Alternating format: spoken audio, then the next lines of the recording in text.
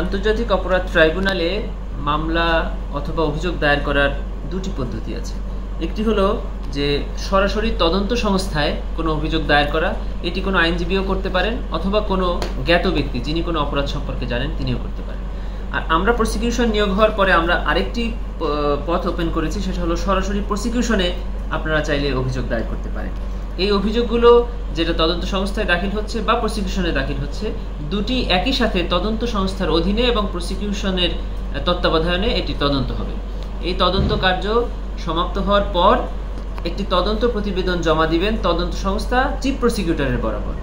Chief prosecutor এই তদন্ত প্রতিবেদনকে একটি আনুষ্ঠানিক অভিযোগ, যেটাকে আমাদের আইনের ভাষায় বলি ফর্মাল চার্জ আকারে এটি ট্রাইব্যুনালের বরাবর দাখিল করবেন। এই ফর্মাল চার্জকে ট্রাইব্যুনালের বিচারকগণ এটিকে ফর্মাল চার্জের হিয়ারিংয়ের জন্য রাখবেন। ট্রাইব্যুনাল যদি এই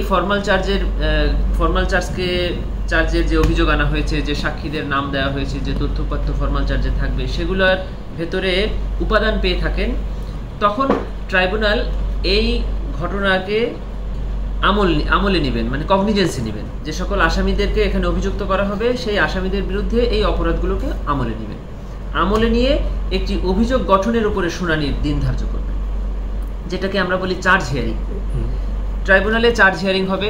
চার্জ হিয়ারিংয়ে দুই পক্ষ, বাদী পক্ষ থেকে প্রসিকিউশন এই চার্জকে ফ্রেমিং এর জন্য আবেদন করবেন, বিবাদী পক্ষ আসামি পক্ষ এই চার্জকে থেকে অব্যাহতি পাওয়ার জন্য শুনানি করবেন। দুপক্ষের শুনানি অন্তে ট্রাইব্যুনাল যদি এই অভিযোগের সত্যতা প্রাথমিকভাবে পেয়ে থাকেন, তখন আসামিদের বিরুদ্ধে অভিযোগ গঠন করবেন, অথবা যদি এই অভিযোগ ট্রাইব্যুনালের কাছে অসত্য প্রমাণিত হয় অব্যাহতি দিতে পারেন, তাদেরকে অব্যাহতি দিতে পারবেন। যদি অব্যাহতি দেন ওখানেই মামলা শেষ। যদি অভিযোগ গঠন করেন তখন সাক্ষীদেরকে কল করবেন সাক্ষ্য প্রদানের জন্য একটি তারিখ নির্ধারণ করে। তারপরে ট্রাইব্যুনালে সাক্ষ্য প্রদান হবে, আসামি পক্ষ সাক্ষীদেরকে জেরা করবে। জেরা শেষ হয়ে যাওয়ার পরে আসামি পক্ষকে সাক্ষী দেওয়ার জন্য একটি দিন ধার্য করা হবে। আসামি পক্ষ তাদের পক্ষে সাফাই সাক্ষী দেওয়ার সুযোগ পাবেন। সাফাই সাক্ষী শেষ হয়ে যাওয়ার পরে একটি আর্গুমেন্টের দিন বা যুক্তিতর্কের দিন ধার্য করা হবে। উভয় পক্ষ সেখানে যুক্তিতর্ক উপস্থাপন করবেন। যুক্তিতর্ক শুনানি অন্তে ট্রাইব্যুনাল একটি রায়ের দিন ধার্য করবেন এবং সেখানে রায় হবে। একটি কথা বলে রাখা লাগে যে তদন্ত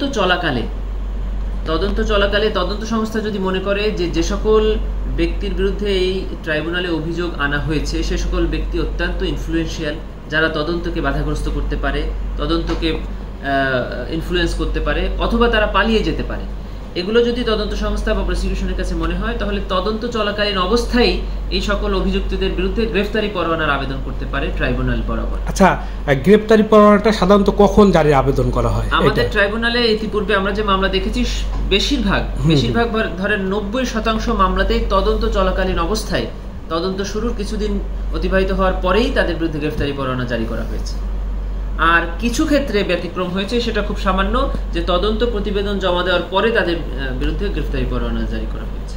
আচ্ছা, আরেকটি কথা, এ পর্যন্ত কতগুলো অভিযোগ ট্রাইব্যুনাল এবং আমার তদন্ত সংস্থায় জমা হয়েছে? এ পর্যন্ত 14টি অভিযোগ পড়েছে, আর প্রসিকিউশন অফিসে এখন পর্যন্ত 10টি অভিযোগ পড়েছে।